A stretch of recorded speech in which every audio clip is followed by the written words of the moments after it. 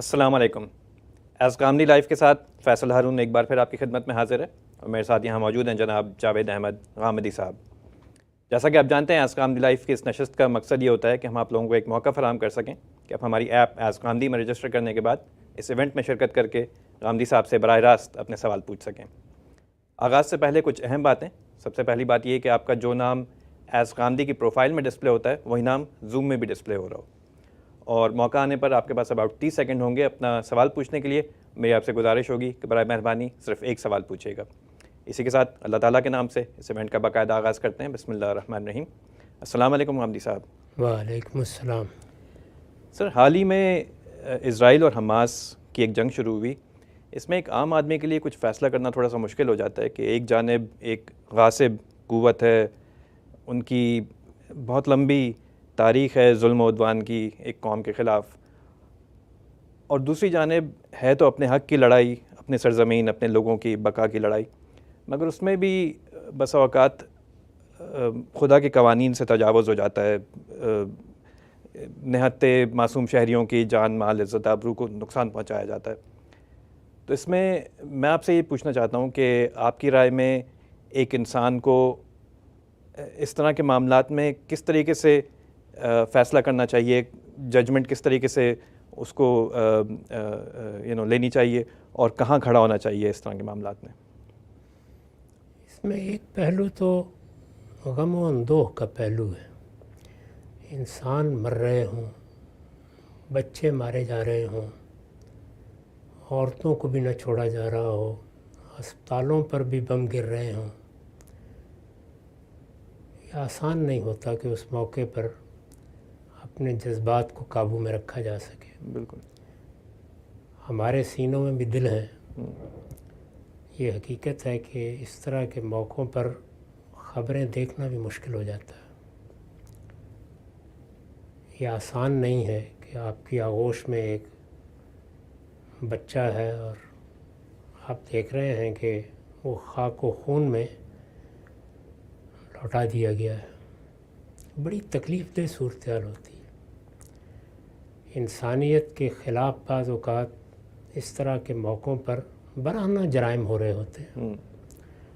اپنے پیش نظر سیاسی مقاصد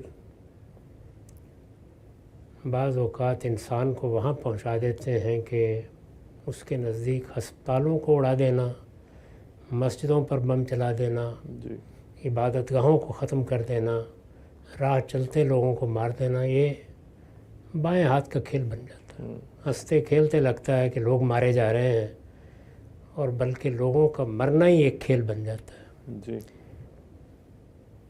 یہ غم اندوز صورتحال تاریخ میں جب بھی پیدا ہوئی ہے، یہ کلیجے شک کر دینے کا باعث بن جاتی ہے۔ اس وقت بھی یہی صورتحال ہے۔ ہم یہ سب دیکھنے پہ مجبور ہیں۔ ایسے موقعوں پر بہت تجزیہ و تحلیل آسان نہیں ہوتا، لیکن سوال آپ نے کیا ہے تو میں چند اصولی باتیں عرض کر دیتا ہوں۔ پہلی چیز یہ ہے کہ یہ دیکھنا چاہیے کہ نوعیت مسئلہ کیا ہے۔ کیا وہ کوئی علمی اور فکری مسئلہ ہے، جیسے خدا ایک ہے یا اس کے کوئی شریک ہیں، یا وہ کوئی سیاسی مسئلہ ہے؟ تو اگر مسئلے کی نوعیت سیاسی ہے تو دنیا کی تاریخ یہ بتاتی ہے کہ سیاسی مسائل کبھی حق و باطل کی بنیاد پر فیصلہ کن نہیں ہوتے، کبھی نہیں ہوئے۔ جس نے بھی یہ کہا ہے بالکل درست کہا ہے کہ نہ سیاست کے سینے میں دل ہوتا ہے، نہ اس کی آنکھ میں حیا ہوتی ہے۔ آپ کا اصلی مطلوب وہاں اس سیاسی مفادات تک پہنچنا ہوتا ہے جس کے لیے آپ جدوجہد کر رہے ہیں۔ تو اس میں دونوں فریق اپنے آپ کو اپنے اپنے زاویے سے حق پر سمجھ رہے ہوتے ہیں۔ سیاسی معاملات کو حل کرنے کے لیے کوئی ایسی اتھارٹی اب تک وجود میں نہیں آ سکی کہ دو لوگ اپنے آپ کو حق اور باطل میں انتخاب کے مقام پر کھڑا کر دیں اور وہ فیصلہ سنا دیں اور سب مان لیں۔ تو اس لیے حق و باطل کی بنیاد پر یہاں کبھی فیصلہ نہ ہوا ہے نہ ہوتا ہے نہ ہوگا۔ سیاسی فیصلے ہمیشہ دو چیزوں پر ہوتے ہیں، ایک طاقت وہ فیصلہ کر دیتی ہے، دوسرے مصالحت، یعنی مصالحت یہ ہے کہ آپ کچھ دو کے اصول پر معاملہ کر لیتے ہیں اور پھر انتظار کرتے ہیں کہ آپ کے لیے کوئی حالات سازگار ہو جائیں۔ سیاسی معاملات میں حق و باطل کی بنیاد پر گفتگو کرنا، اس کی بنیاد پر فیصلے پہ اصرار کرنا، یہ پیغمبر بھی نہیں کر سکے۔ چنانچہ رسالت مآب صلی اللہ علیہ وسلم جب عمرے کے لیے گئے ہیں تو سراسر حق پر تھے۔ جی یعنی یہ بات کہ یہاں کے لوگ ہیں، حرم میں آئے ہیں، عمرہ کرنے کے لیے آئے ہیں، ان کے پاس کوئی اسلحہ نہیں ہے، وہ حملہ کرنے کا ارادہ نہیں رکھتے، عمرے سے کیسے روکا جا سکتا ہے انہیں؟ صحیح بات۔ تو حق کے معاملے میں تو کوئی تردد نہیں تھا، لیکن دوسرے فریق نے نہیں قبول کیا۔ اب نہیں قبول کیا تو پھر فیصلہ خدا کے پیغمبر نے بھی کس اصول پر کیا؟ بلکہ قرآن تو کہتا ہے کہ فیصلہ اللہ تعالیٰ نے کیا، تو وہ حق و باطل کے اصول پر نہیں کیا، مصالحت کے اصول پر کیا۔ اسی کو صلح حدیبیہ کہا جاتا ہے۔ دو ہی طریقے ہوتے ہیں اور کوئی طریقہ نہیں۔ اب اس وقت صورتحال یہ ہے کہ خود فلسطین کی قیادت دو حصوں میں تقسیم ہے۔ ان میں سے ایک حصہ اس بات پر اصرار کر رہا ہے کہ مصالحت ہی کا طریقہ رہ گیا ہے، اور دوسرے حصے کا اصرار ہے کہ نہیں، ہم طاقت کے زور پر اس کا فیصلہ کریں گے۔ جی اس وقت کی صورتحال میں ظاہر ہے دونوں فریق اپنے اپنے موقف پر قائم بھی ہیں، اور ان میں سے ایک فریق نے اقدام بھی کر ڈالا ہے۔ تو میرا خیال ہے کہ اس پہ صرف اللہ تعالیٰ سے دعا کرنی چاہیے۔ عام آدمی اس میں کچھ نہیں کر سکتا سوائے اس کے کہ وہ سب کے لیے دعا کرے کہ اگر انہوں نے جنگ ہی کا آپشن تجویز کر لیا اپنے لیے تو آخری حد تک ان حدود کے اندر رہنے کی کوشش کریں۔ اور یہ ان کو بھی کہتا ہوں میں، یعنی یہود کو بھی، وہ بھی خدا کے دین کے ماننے والے ہیں، وہ بھی تورات کے ماننے والے ہیں، وہ بھی پیغمبروں سے منسوب کرتے ہیں کہ اپنے آپ کو وہ ان حدود میں رکھیں۔ جنگ اپنی جگہ، یہ کہ لوگوں کو مارا جائے، یہ کہ بستیاں تباہ کی جائیں، یہ کہ قوموں کو جلاوطنی پہ مجبور کر دیا جائے، یہ سب وہ مظالم ہیں جو خود ان پر ہوئے ہیں تاریخ میں۔ بالکل۔ تو وہ اس سے اجتناب کریں، اور عام مسلمان یہی کر سکتے ہیں کہ دعا کریں، اور جو کچھ بھی مدد کر سکتے ہیں مظلوموں کی، وہ مدد کرنے کے لیے اپنے آپ کو پیش کریں۔ وہ مدد سامان بھیجنے کی صورت میں ہے، وہ کوئی اخلاقی مدد ہے، وہ کسی نہ کسی پہلو سے آپ کوئی تعاون کر سکتے ہیں۔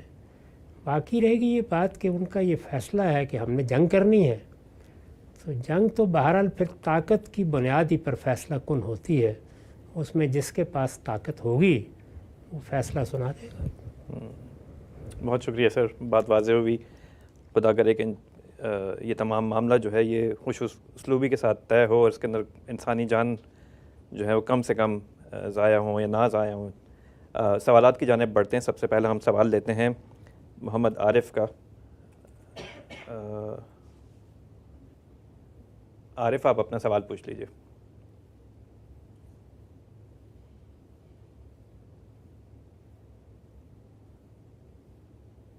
محمد عارف اپنا سوال پوچھ لیجئے۔ السلام علیکم۔ جی وعلیکم السلام۔ السلام علیکم۔ وعلیکم جی السلام۔ میرا نام محمد عاطف ہے، محمد عارف نہیں ہے۔ I'm sorry۔ جی السلام علیکم غالب صاحب۔ میرا وعلیکم سوال السلام۔ سورہ اعراف کی آیت 33 سے متعلق ہے، اور اس آیت میں لفظ اسم سے متعلق ہے۔ حامدی صاحب، آپ نے اور مدرسہ فراہی نے لفظ اسم کا ترجمہ گناہ کی بجائے حق تلفی کیا ہے۔ حلال و حرام کے موضوع پر اعتراضات سیریز میں آپ نے فرمایا کہ سیاق و سباق کی وجہ سے لفظ اسم تجرید کے ساتھ اپنے حقیقی معنی میں واپس چلا جائے گا، لیکن آپ نے کسی عربی لغت کا حوالہ نہیں دیا جس میں اسم کے حقیقی معنی حق تلفی درج ہوں۔ اس کے برعکس اعتراضات سیریز میں نزول مسیح علیہ السلام کے موضوع پر متوفیق کے حقیقی معنی کے معاملے کو آپ نے عربی لغت سے بہترین انداز میں ثابت کیا۔ تو لفظ اسم کے حقیقی معنی حق تلفی عربی کون سی مستند لغت میں موجود ہیں؟ ٹھیک ہے جی، شکریہ اگر نہیں ہیں تو اس مفہوم کا ماخذ کیا ہے؟ شکریہ اور کیا عرب کے اہل علم اسم کو حق تلفی کے معنی میں لیتے ہیں یا لیتے تھے؟ شکریہ تھینک شکریہ، یو، بات اللہ واضح آپ ہو گئی۔ کو صحت و سلامتی عطا فرمائے، آمین۔ میں نے ایسی کوئی بات نہیں لکھی۔ تجرید یہ نہیں ہوتی۔ تجرید کا مطلب یہ ہوتا ہے کہ جب الفاظ استعمال کیے جاتے ہیں تو وہ بعض اوقات اپنے عموم سے ہٹ کر تخصیص میں چلے جاتے ہیں اور ان کے کچھ حصے ان سے الگ ہو جاتے ہیں۔ تو اسم کا لفظ عربی زبان میں گناہ اور برائیوں کے لیے استعمال ہوتا ہے اور قرآن میں جگہ جگہ استعمال ہوا ہے۔ اس کے بعد اس کے استعمال کے مواقع سے یہ معلوم ہوتا ہے کہ قرآن مجید جب کبھی اسے گناہ کی جو صورتیں متصور ہو سکتی ہیں ان سے الگ کر کے عطف و معطوف کے طریقے پہ استعمال کرتا ہے تو تجرید کر دیتا ہے۔ وہ کیسے ہوتی ہے؟ وہ لفظ منکر کی بھی ہوتی ہے اور لفظ اسم کی بھی ہوتی ہے، کیونکہ دونوں برائی اور گناہ کے لیے عام الفاظ ہیں۔ جی عام طریقے کے اوپر آپ اسم کا لفظ استعمال کرتے ہیں، گناہ برائی۔ منکر کا مطلب بھی وہ چیزیں کہ جو انسانیت کے ہاں ہمیشہ گناہ یا برائی سمجھی جاتی ہیں ان کو منکر کہتے ہیں۔ تو اب گناہ کی کیا صورتیں دنیا میں ہیں؟ تو وہ تین ہی ہیں، یعنی یا وہ فواحش کی نوعیت کے ہوں گے جن کو آپ جنسی انحرافات کہتے ہیں، یا وہ حق تلفی کی نوعیت کے ہوں گے، اور یا وہ بغی اور سرکشی کی نوعیت کے ہوں گے، ظلم و عدوان کی صورت کے۔ اس کے علاوہ گناہ کی کوئی اور صورت متصور ہی نہیں ہے۔ تو اب اگر تو لفظ اسم تنہا آئے گا تو گناہ ترجمہ ہوگا اس کا، گناہ برائی، اس لیے کہ عام لفظ ہے۔ اور اگر اس کے ساتھ فواحش کو الگ کر دیں گے اور عدوان کو الگ کر دیں گے یا بغی کو الگ کر دیں گے تو دو چیزیں نکل گئیں، تو باقی کیا رہ گیا؟ حق تلفی۔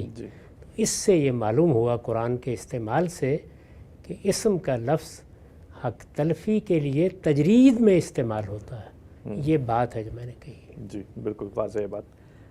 آگے بڑھتے ہیں، اگلا سوال ہم لیتے ہیں محمد اکرمہ سے۔ اکرمہ اپنا سوال پوچھ لیجئے۔ السلام علیکم۔ وعلیکم السلام۔ السلام علیکم، میری آواز آ رہی ہے؟ جی وعلیکم السلام، آواز آ رہی ہے۔ امید ہے کہ آپ سب خیریت سے ہوں گے۔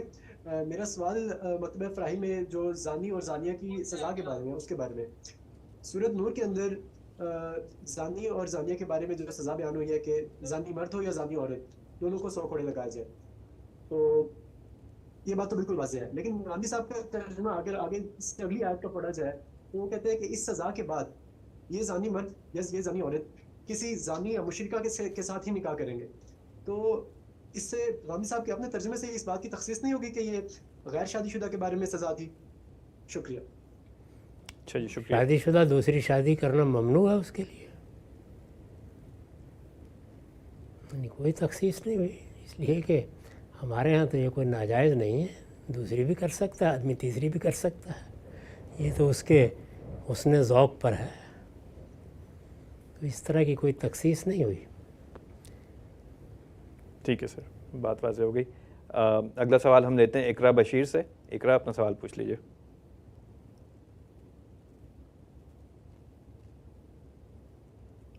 اقرا بشیر اپنا سوال پوچھ لیجئے۔ اچھا آگے بڑھتے ہیں، احسن سے سوال لیتے ہیں۔ احسن اپنا سوال پوچھ لیجئے۔ السلام علیکم غامدی صاحب۔ وعلیکم السلام۔ وعلیکم السلام۔ میں نے 2 ماہ قبل بھی ایک سوال کیا تھا لیکن میرے خیال سے میں اس کو سمجھا نہیں پایا، تو اگر تھوڑا سا وقت میں زیادہ لے لوں تو اس کے لیے پیش کی معذرت۔ میں سوال یہ ہے کہ جب بھی ہم کوئی علمی مقدمہ قائم کرتے ہیں، میں اگر مثال سے سمجھانا چاہوں تو ایک علمی مقدمہ یہ ہے کہ خدا کا وجود ہے یا نہیں۔ اب اس پہ دونوں اطراف میں یعنی ملحدین میں بھی اور جو موحدین ہیں یا جو بھی جس نوعیت کی تھیزم کو مانتے ہیں تو وہ اپنے اپنے دلائل پیش کرتے ہیں اور دونوں طرف کافی ذہین قسم کے لوگ موجود ہیں۔ ایک دلیل جو کوئی انسان، جیسے آپ اگر کوئی دلیل پیش کرتے ہیں کہ اس دلیل سے خدا کا وجود ثابت ہوتا ہے، تو ایسی دلیل کو کوئی لوگ کہیں گے کہ یہ بہت عمدہ دلیل ہے، اور کئی لوگ کے نزدیک یہ دلیل فلیشس قسم کی ہوگی کہ اس میں غلطیاں اور یہ مسئلہ ہے۔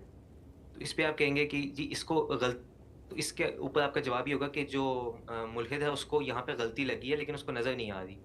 تو کیا یہ ممکن نہیں ہے کہ ہمیں بھی اس طرح کی غلطیاں لگ رہی ہوں؟ اور میں بطور ایک طالب علم یا ایک ادنا سا طالب علم جب میں کوئی چیز دیکھتا ہوں تو دونوں اطراف میں بڑے بڑے جید قسم کے لوگ نظر آتے ہیں. تو میں جس کا مطالعہ بھی کم ہے اور ایک اظہار ہے جس کے طور پہ میرا علم بھی کم ہے اور تدبر بھی کم ہے، تو میں کس طرح کسی کو اپنے سے جید کو کہہ دوں کہ اس کو غلطی لگ سکتی ہے لیکن مجھے نہیں لگ سکتی؟ ٹھیک تو ہے، اپنے کسی بھی مقدمے پہ تیقن کیسے آئے گا؟ ٹھیک ہے، بہت شکریہ. یہ میں نے تو کبھی یہ نہیں کہا کہ فلاں آدمی کو غلطی لگی ہوئی ہے جب تک میں یہ نہ بتا دوں کہ غلطی کیا ہے. میں اگر یہ کہوں گا کہ فلاں معاملے میں الحاد کے نقطہ نظر میں یہ غلطی ہے، یا ہمارے روایتی علماء جو بات کہہ رہے ہیں اس میں یہ غلطی ہے، تو یہ بتاؤں گا کہ غلطی کیا ہے. علم کا راستہ یہی ہے. تو آپ بھی یہ سیکھیے کہ آپ غلطی کو متعین کریں گے. غلطی کو متعین کرنے کے عمل ہی سے غلطی کا غلطی ہونا واضح ہوتا ہے. میں نے تو یہ کبھی نہیں کہا کہ فلاں کو غلطی لگی ہوئی ہے لیکن میں بتا نہیں سکتا آپ کو. میں یہ بتاؤں گا کہ غلطی کیا ہے، غلطی کیوں لگی ہے. میرے پورے ڈسکورس میں ہاں وہ مذہبی لوگوں سے ہو یا الحاد کے علمبرداروں سے، آپ کوئی ایک جگہ بھی ایسی نہیں بتا سکتے کہ جہاں میں نے اس سے معذرت کر لی ہو کہ غلطی تو لگی ہے لیکن یہ میں بتا نہیں سکتا کیا غلطی لگی ہے.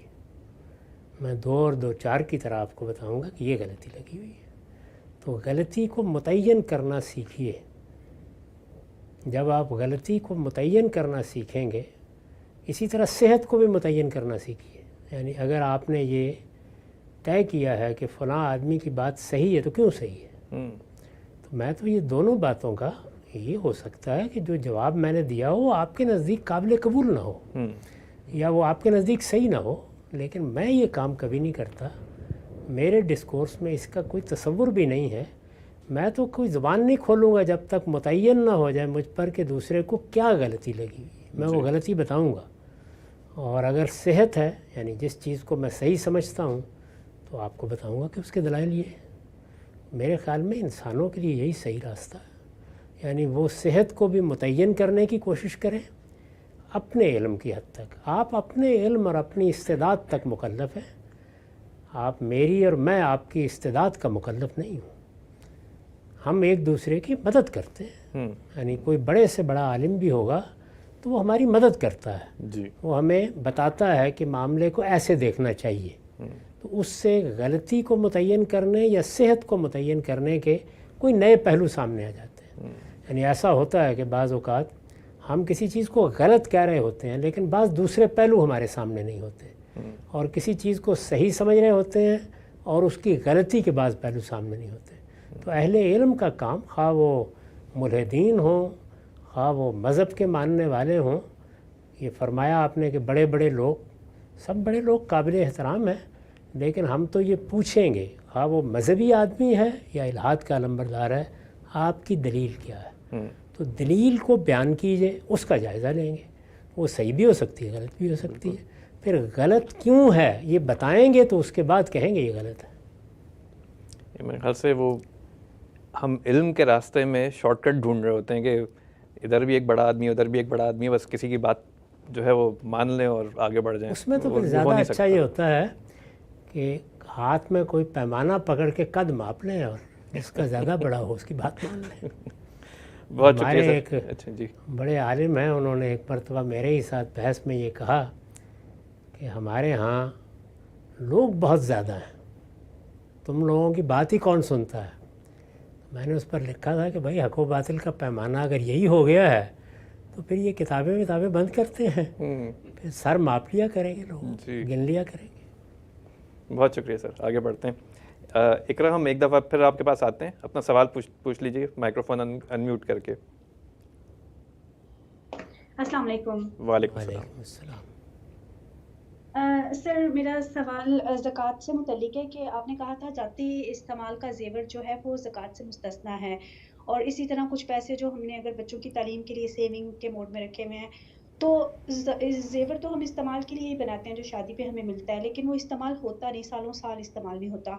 और इसी तरह पैसों के मुतालिक भी हमारे बैक ऑफ द माइंड होता है कि हो सकता है कभी हमें ज़रूरत पड़े तो हम इन्वेस्टमेंट कर लें, कोई हतमी फ़ैसला नहीं है, तो उसको फिर किस ज़ुमरे में लाना चाहिए? और गैर मुस्लिम मुल्क में रहते हुए जो हम टैक्स देते हैं, उसको हम ज़कात में से माइनस कर सकते हैं, तो इसके बारे में थोड़ा-सा बता दें। Thank you. शुक्रिया, शुक्रिया। कोई पैसे अगर आपकी किसी नागुज़ीर ज़रूरत के लिए आपने रोके नहीं हुए, जो आजकल की नागुज़ीर ज़रूरतों में बच्चों की तालीम भी एक मसला बन गया है। इसी तरह किसी बच्चे की शादी करनी है, उसके बाद मसाइल होते हैं। तो अगर आपका ख़्याल ये है कि आप कोई फ़ैसला नहीं कर पाए तो फिर ज़कात दें उसकी। यानी ये जब तक ख़ास नहीं हो जाते किसी ज़रूरत के लिए, ज़ाती ज़रूरत के लिए, उस वक्त तक ये महल ज़कात ही रहेंगे। ज़ेवर के बारे में भी यही है कि अगर आपका इत्मीनान है ये कि ये तो मैंने ऐसे ही रखा हुआ है बस, तो फिर ज़कात देनी चाहिए। लेकिन ये कोई तरीका नहीं है कि ये आज इस्तेमाल होता है और कल नहीं। ज़ाती इस्तेमाल की ऐसी चीज़ें भी होती हैं कि जो साल में एक आध बार इस्तेमाल होंगी। कितने कपड़े हैं जो हम किसी मौसम में पहनते हैं फिर नहीं पहनते। इसी तरह से जिन लोगों के पास एक से ज़्यादा घर होते हैं, तो मुमकिन है कि वो घर उन्होंने ज़ाती इस्तेमाल के लिए किसी दूसरे शहर में रखा हुआ हो, बंद पड़ा है, जी बल्कि उसके अखराजात ही पड़ रहे होते हैं। जी। तो ज़ाती इस्तेमाल की चीज़ आज इस्तेमाल में आ रही है या इस्तेमाल के लिए रखी गई है, हर सूरत में मुस्तस्ना है। आपका इत्मीनान नहीं हो रहा, आप ये ख्याल करते हैं कि देना चाहिए, तो देने पे कोई रुकावट नहीं है, जी बिल्कुल। ज़कात दे दें, बड़ी अच्छी बात। सर ये गैर मुस्लिम ममालिक में टैक्स जो हम देते हैं वो भी ज़कात से ये मुस्तस्ना? तो मेरा ख्याल है मैं बहुत दफ़ा बयान कर चुका हूँ। जी यानी जो टैक्स आपने दे दिया वो आपने सोसाइटी की खिदमत कर दी, जो अल्लाह ने आप पर ज़िम्मेदारी डाली थी। आप चाहें, यहाँ पर भी वही है, आप में हौसला है, आपके पास गुंजाइश है तो आप और दे दें, लेकिन अगर आप उसको अपनी ज़कात में एडजस्ट करना चाहें तो कर सकते हैं। ठीक है सर, बहुत शुक्रिया। आगे बढ़ते हैं, अगला सवाल हम लेते हैं साकिब खान का। साकिब अपना सवाल पूछ लें। अस्सलाम वालेकुम सर। वालेकुम अस्सलाम। मेरा सवाल ये है सर कि क्या कुरान मजीद में लफ्ज़ों में ये बात बयान हुई है कि नबी सल्लल्लाहु अलैहि वसल्लम के बाद अब क़यामत तक के लिए तकफ़ीर का इख्तियार इस रूए ज़मीन पर किसी इंसान के पास नहीं है? ये ज़रा वज़ाहत फरमा दें सर। शुक्रिया। लफ्ज़ों में ये बयान होना चाहिए कि तकफ़ीर का इख्तियार है। किसी की इज़्ज़त, आबरू और उसके अकीदे पर हमला आवर होने के लिए दलील चाहिए, रोकने की कोई ज़रूरत नहीं। तो जो लोग तकफ़ीर करते हैं उनको बताना चाहिए कहाँ इख्तियार दिया गया उन्हें। तकफ़ीर मेरी इज़्ज़त, मेरी आबरू, मेरे इल्म और मेरे इकरार पर हमला है। इन सब चीज़ों को हुर्मत हासिल है। तो वो कुरान में ज़रा तलाश करके बताइएगा कहाँ इख्तियार दिया गया है कि मेरी इज़्ज़त, आबरू और मेरे इकरार पर आप हमलावर हो जाए। बिल्कुल सही बात, बहुत शुक्रिया। आगे बढ़ते हैं। ये सवाल ही गलत है। दलील उन लोगों को देनी चाहिए जो ये काम करते हैं। सही बात। अगला सवाल हम लेते हैं। सवाल लेने से पहले मैं आपको रिमाइंड करा दूं कि आपका जो नाम आज़कामदी की प्रोफाइल में है वो इस जूम में अगर डिस्प्ले नहीं हो रहा तो मैं आपको ढूंढ नहीं सकता, तो सवाल आपसे नहीं ले सकता। अगला सवाल हम लेते हैं शाज़िया अशरफ से। शाज़िया अपना सवाल पूछ लीजिए।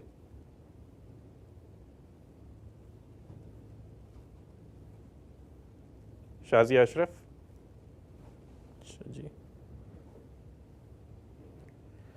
आपकी तरफ दोबारा आते हैं। अगला सवाल हम लेते हैं मोहम्मद अली सुमरू से। सुमरू साहब अपना सवाल पूछ लें। हेलो हेलो अस्सलाम वालेकुम जी, आवाज़ आ रही है? जी वालेकुम सलाम। जी गाम साहब, मेरी बस बात करने से पहले एक रिक्वेस्ट ये थी कि बाज़ औक़ात मैं नर्वस होकर अपना सवाल सही समझा नहीं पाता हूँ, उलझता हूँ। तो मेरी सिर्फ ये रिक्वेस्ट है, मेरा सवाल प्लीज़ पूरा होने दीजिएगा। वो ये कि मसलन एक इंसान एक अमल करता है, जैसे किसी को ट्यूशन पढ़ाना। जब वो किसी अल्लाह के लिए उस अमल को करता है तो वो अमल अल्लाह ताला के यहाँ एक इबादत की हैसियत पा जाता है। और इसी तरह वही अमल एक इंसान अगर पैसे की खातिर करता है तो वो अल्लाह ताला के एक दुनियावी अमल की हैसियत से वजूद पज़ीर होता है। अच्छा, और उसमें अगर वो पैसे कुछ लेता है तो कोई मसला नहीं है, वो मतलब ज़्यादा में ज़्यादा उसको सवाब नहीं मिलता, लेकिन एक जायज़ काम करता है। इन दोनों सिचुएशन के बरक्स एक शख्स ऐसा है जिसने किसी को मसलन 1 महीना ट्यूशन पढ़ाई اور ٹیوشن پڑھاتے ہوئے اس کی یہ نیت تھی کہ میں اس کو اللہ کی راہ کے لیے کر رہا ہوں. تو اس نے جو 1 مہینہ ٹیوشن سارے پڑھائی، اس کے سارے اعمال، اس کی آنا جانا، اوقات کو خاص کرنا، پڑھانا، وہ سارے اللہ تعالیٰ کے لیے تھے، اور اس میں وہ سارے اللہ تعالیٰ کی کے ہاں ایک عبادت کے طور پہ وجود پذیر ہو چکے ہیں. لیکن اس نے پڑھانے کے بعد اس کو ایک محسوس ہوا کہ یار مجھے پیسوں کی کچھ ضرورت ہے، اور اس کو ایسا محسوس ہوا تو وہ یہ اپنے ذہن میں تصور رکھتا ہے کہ اگر میں وہ جو پچھلے مہینے میں نے ٹیوشن پڑھائی ہے اس پر میں اگر پڑھانے والوں سے معاوضہ بولوں کہ آپ مجھے اس کے بس کچھ پیسے دے دیے تو وہ مجھے دے دیں گے، اور بس ہاں کیا اس میں میرا ثواب چلا جائے گا لیکن وہ پیسے مجھے مل جائیں گے. تو میرا سوال یہ ہے کہ کیا وہ اس کے لیے یہ چیز کرنا جائز ہوگی کہ نہیں ہوگی، کیونکہ اس نے پہلے وہ چیز اللہ کے لیے کی ٹھیک ہے تھی، ٹھیک تو ہے وہ ایک ٹھیک ہے عبادت کے طور پر اللہ تعالیٰ کیا عبادت کے طور پہ وجود پذیر ہو چکی ہے. تو اب اگر اس پہ وہ پیسے کا مطالبہ کرے سوال گا تو واضح کیا ہو گیا یہ آپ کا. اس طریقے کا گناہ بن جائے گا کہ نہیں، یہ کوئی گناہ کی بات نہیں ہے. وہ اگر سمجھتا ہے کہ اسے اب معاوضے کی ضرورت ہے اور اس نے مانگ لیے ہیں تو وہ لے لے. نہ پہلے معاوضہ لینا کوئی ناجائز چیز تھی، نہ اب مانگنا کوئی ناجائز بات ہے. باقی اپنے رب کے بارے میں حسن ظن رکھیے. وہ پروردگار آپ کی نیت پر اگر آپ کو اجر دے چکا ہے تو کیا بعید ہے کہ آپ معاوضہ بھی لے لیں اور وہ اجر بھی آپ کے یہاں لکھا رہے. تو اس میں بدظنی کی کیا ضرورت ہے؟ اللہ سے اچھی توقع رکھیں. بالکل، بہت شکریہ سر. اگلا سوال ہم لیتے ہیں ایزابیل سے. ایزابیل اپنا سوال پوچھ لیجیے.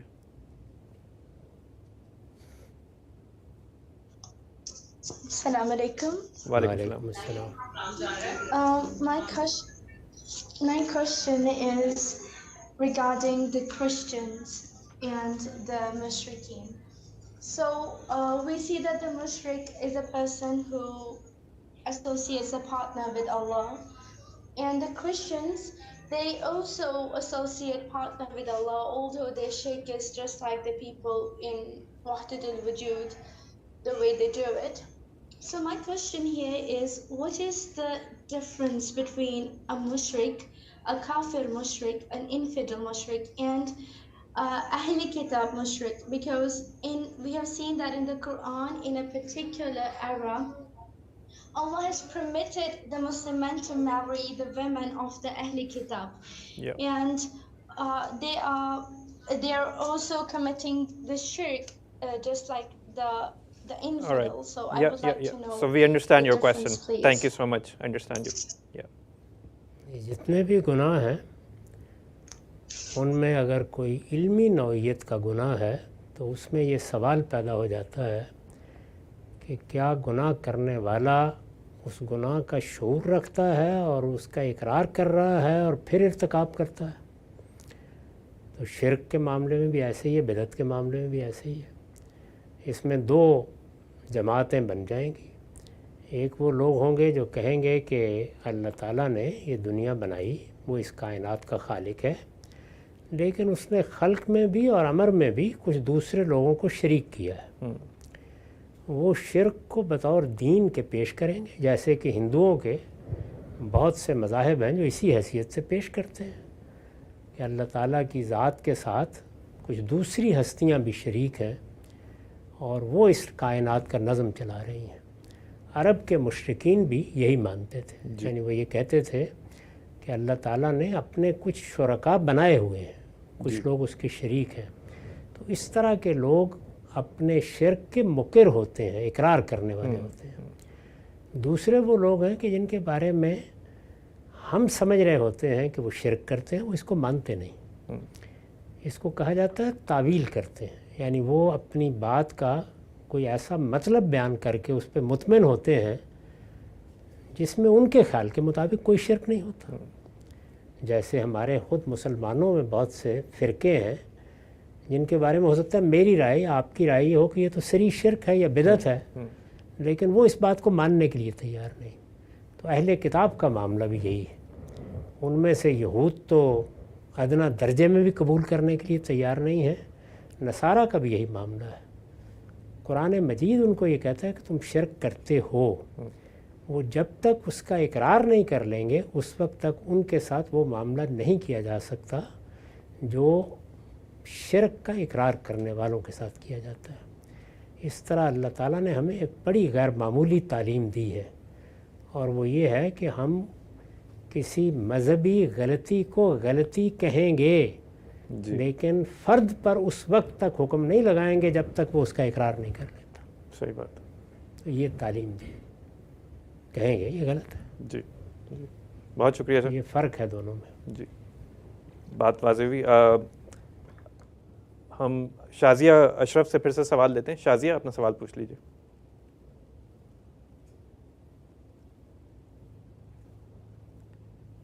اچھا آگے بڑھتے ہیں، اگلا سوال ہم لیتے ہیں ہارون سے۔ ہارون شروم اپنا سوال پوچھ لیں۔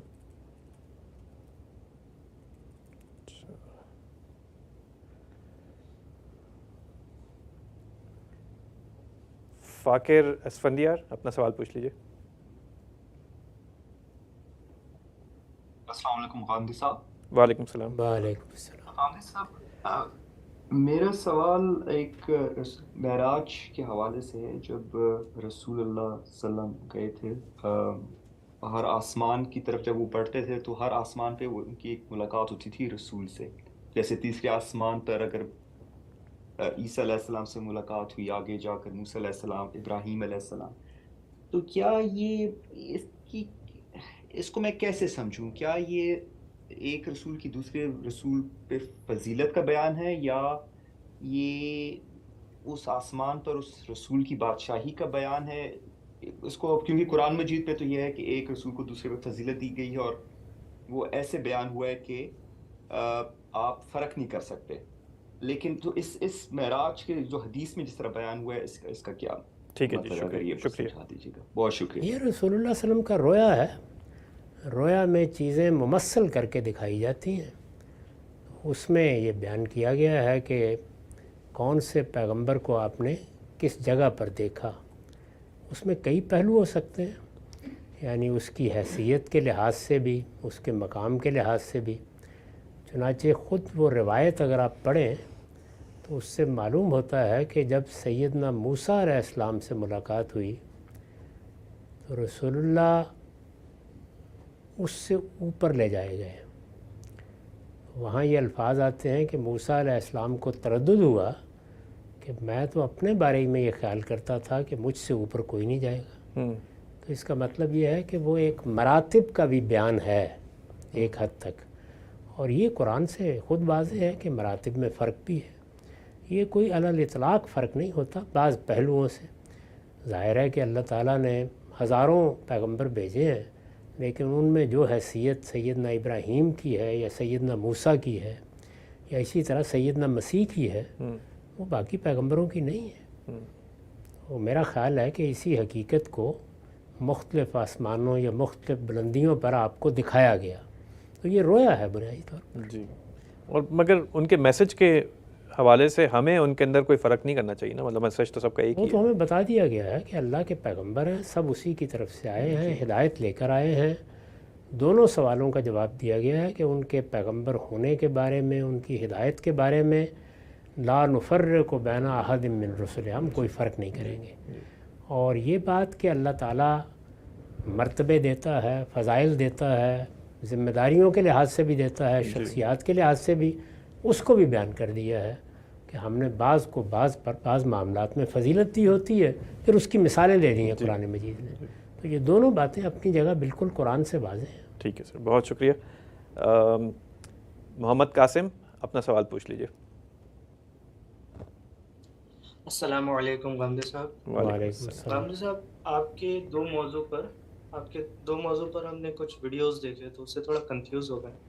سب سے پہلے تو اسلام اور ریاست اور جوابی بیانے کے اوپر جو 15 گھنٹے کا ویڈیو سیریز ہے، اس سے ہم نے یہ سمجھا کہ مسلمانوں کی ایک الگ ریاست ہو، خلافت ہو، یہ کوئی اسلامی فریضہ نہیں ہے۔ پھر اس کے بعد فلسطین اور اسرائیل کے موضوع کے اوپر 3 گھنٹے کا ویڈیو سیریز ہے، وہ دیکھا تو سمجھ میں آیا کہ اللہ تعالیٰ قوموں کو اس دنیا میں 12 الگ الگ موقع دیتے ہیں، اور اس کی 3 بنیاد آپ نے بتائی، اور پھر بتایا کہ حالات کا تقاضا یہ ہے کہ ابھی ہم امن خریدیں اور تعمیر کا کام کریں۔ تو میرا کنفیوژن یہ ہے، یہ جو ہم تعمیر کا کام کریں گے، مسلمانوں کے لیے تعمیر کا کام کریں گے کہ ان فیوچر ہم لوگوں کو اقتدار حاصل ہو، یا پھر مسلمان ساری قوموں کے لیے تعمیر کا کام کریں گے کہ ان فیوچر ہم لوگ سب کو مل کر اقتدار حاصل کرنا ہے اور امن سے زندگی گزارنا ہے، اور یہ تعمیر کا کام کیسے ہوگا؟ جزاک اللہ۔ تعمیر اپنی ہوتی ہے، یعنی تعمیر کا مطلب یہ ہے کہ افراد کی حیثیت سے اور قوموں کی حیثیت سے اپنے علم کو بہتر کریں، اپنے اخلاق کو بہتر کریں۔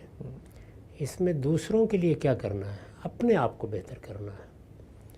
یعنی مجھے اپنی ذات کی تعمیر کرنی ہے، آپ کو اپنی ذات کی، اور قومیں بھی اسی طرح سے، ان کا بھی ایک اجتماعی وجود ہوتا ہے۔ جی، تو یہ قومیں اپنی تعمیر اگر کریں گی تو اس کا نتیجہ یہ نکلے گا کہ ان کو جزواً بھی سرفرازی حاصل ہو سکتی ہے، اور اللہ تعالیٰ کے قانون کے مطابق ان کو عالمی سطح پر بھی سرفرازی حاصل ہو سکتی ہے۔ اصول میں ہوگی نہیں ہوگی وہ ایک الگ بحث ہے، لیکن قاعدہ یہی ہے۔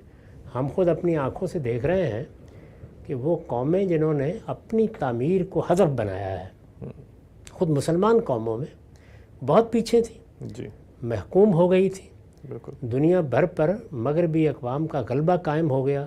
پھر یہ کہ پہلی جنگ عظیم میں انہوں نے مسلمانوں کی سلطنت کا خاتمہ کر دیا اور وہ عالمی فاتح قرار پائے۔ دوسری جنگ عظیم میں جو رہی سہی کسر تھی وہ بھی پوری ہو گئی، اور اقوام متحدہ کے ادارے کے تحت ایک عالمی نظم بھی قائم کر دیا گیا، جو اصل میں انہی فاتحین کا قائم کردہ ہے۔ تو مسلمان قومیں ہر جگہ محکوم ہو گئی، 50-55 قومی ریاستیں بنی، لیکن ان میں بھی ظاہر ہے کہ ایک نوعیت کی عالمی محکومی ہے جس میں ہم جی رہے ہیں۔ جی اس میں بعض قوموں کو دیکھیے کہ انہوں نے علم کو اپنا موضوع بنایا، سیاسی استحکام اپنے اندر پیدا کیا، بہتر اخلاقیات کی طرف بڑھے۔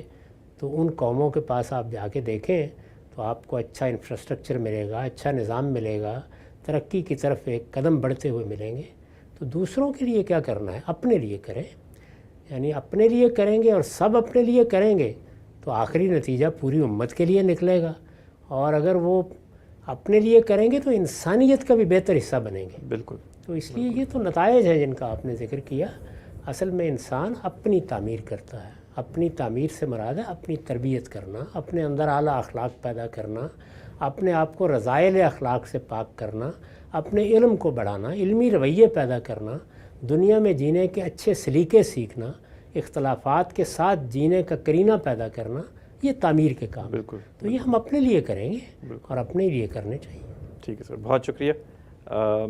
آگے بڑھتے ہیں، اگلا سوال ہم لیتے ہیں معاذ عرفان امجد سے۔ معاذ اپنا سوال پوچھ لیں۔ السلام علیکم غامدی صاحب۔ آپ کی آواز بہت کم آ رہی ہے، تھوڑا سا زور سے اونچا بولیے گا۔ السلام علیکم۔ جی فرمائیے۔ آواز ذرا بلند رکھیے، میری تو بیماری کی وجہ سے بیٹھ السلام رہی ہے، علیکم آپ غامدی کی تو صاحب۔ ٹھیک ہی جی ہوگی۔ وعلیکم السلام، اب اچھی آ رہی ہے آواز آپ کی۔ میں یہ پوچھنا چاہ رہا تھا کہ قرآن مجید کے اندر آیا ہے کہ اللہ تعالیٰ نے سیدنا مسیح علیہ السلام کے ماننے والوں کو کہا ہے کہ میں تمہیں قیامت تک کے لیے آل یہود کے اوپر یا بنی اسرائیل کے اوپر غالب رکھوں گا یا ان کے اوپر برتری دوں گا۔ تو یہ اس پرنسپل کی نگیشن یا نفی نہیں ہے جو قرآن میں دوسری طرف بیان کیا گیا ہے کہ کوئی بوجھ اٹھانے والا کسی دوسرے کا بوجھ نہیں اٹھائے گا۔ تو ایک مطلب کسی قوم کی سزا اس کی پوری قیامت تک کے لیے اس کے آل کو کس طرح دی جا سکتی ہے، یہ تھوڑی سی وضاحت کرنے۔ جو دوسری آیت آپ نے پڑھی ہے اس کا دنیا سے کیا تعلق ہے؟ دنیا میں تو ہر آدمی دوسرے کا بوجھ اٹھاتا ہے۔ ایک باپ ڈاکہ ڈال دیتا ہے، پوری نسل بھگتتی ہے۔ یہ آخرت کے بارے میں اللہ کا قانون ہے جو دوسری جگہ سے آپ نے بیان کیا۔ ٹھیک ہے سر، آگے بڑھتے ہیں، اگلا سوال ہم لیتے ہیں محمد مدثر سے۔ مدثر اپنا سوال پوچھ لیں۔ السلام علیکم غامدی صاحب۔ وعلیکم میرا سوال آپ سے ربا کے بارے میں ہے۔ میرا سوال یہ ہے کہ ہماری بات ہے کہ جیسے میں نے آپ کے لیکچر سے سنا ہے کہ ربا یہ ہے کہ جو قرض پہ ہم جو پروفٹ یا منفعت لیتے ہیں یہ ربا ہوتا ہے۔ گورنمنٹ یا بینکس کچھ بانڈس ایشو کرتی ہے گورنمنٹ کے بہاف پہ، جو کہ زیرو کوپن بانڈس کہلاتے ہیں، وہ فیس ویلیو کے اوپر کچھ پروفٹ نہیں دیتے بلکہ وہ ڈسکاؤنٹڈ پرائس ہوتا ہے، یعنی کہ کسٹمر جو پروفٹ ارن کر رہا ہوتا ہے وہ ڈسکاؤنٹڈ پرائس اور فیس ویلیو کے درمیان جو ریٹرن ہوتا ہے وہ پروفٹ ارن کرتا ہے۔ تو اس طرح کا پروفٹ جو یا ریٹرن جو کسٹمر ارن کر رہا ہے जीरो कूपन बॉन्ड्स पे वो रिबा में आएगा या वो इन्वेस्टमेंट एक्टिविटी में आएगा, और कस्टमर ये किस तरह तय करे, फाइन लाइन कहाँ होगी कि जो पैसा हम सेविंग अकाउंट में लगा रहे हैं ये कर्ज के ज़िम्मे में आ रहा है, ये इन्वेस्टमेंट एक्टिविटी, ये ज़रा कंफ्यूजन प्लीज आप क्लियर करें। Thank you. आपसे रुपया ले रहा है उससे पूछ लें, लोन ले रहा है क्या ले रहा है। हमारे बैंक इस वक्त सिर्फ लोन या मनी लेंडिंग ही का मामला नहीं करते, उन्होंने कई नई चीज़ें मुतारफ़ करा दी हैं। जैसे मॉर्टगेज में कोई लोन नहीं होता, वो हकीकत में बैअ व शरा है, चीज़ें ले के बेच दी जाती हैं। इसी तरह का मामला बाज़ इन्वेस्टमेंट्स का है। तो जिस इदारे से भी आप कोई मामला करते हैं उसके काउंटर पर जाएं और पूछ लें कि ये क्या चीज़ है जो आप कर रहे हैं। तो लोन को या कर्ज़ को कारोबार नहीं बनना चाहिए। अगरचे जो कर्ज़ इस वक्त कारोबार बनाया जा रहा है वो भी हकीकत में कर्ज़ नहीं रहा, वो अगर हकीकत के लिहाज से देखें तो वो फाइनेंसिंग हो गई है जी। लेकिन वो कहते यही हैं, पूछ लें उनसे, ये वो बताएंगे। मगर ये बॉन्ड तो बेसिकली कर्ज ही होता है जो हुकूमत या कोई और इदारा पर यही होता है, आमतौर पर। जी, अगर कोई शुबा है तो जाके मालूम। बिल्कुल सही बात है, बहुत शुक्रिया सर, बात वाज़ेह हुई। यहाँ पर हमारी इस नशस्त का वक्त ख़त्म होता है। आप में से वो लोग जिन्होंने इस इवेंट के लिए रजिस्टर किया, आज शिरकत भी की मगर उनकी बारी नहीं आई, उन्हें इंशाल्लाह हम अगली नशस्त में प्रायोरिटी रजिस्ट्रेशन का मौका देंगे। इसी के साथ आप सबका बहुत बहुत शुक्रिया। आमनी साहब आपका बहुत बहुत शुक्रिया। फैसल हारून को इजाज़त दीजिए, ज़िंदगी रही तो इंशाल्लाह फिर मिलेंगे। अपना ख्याल रखिए, अल्लाह हाफ़िज़।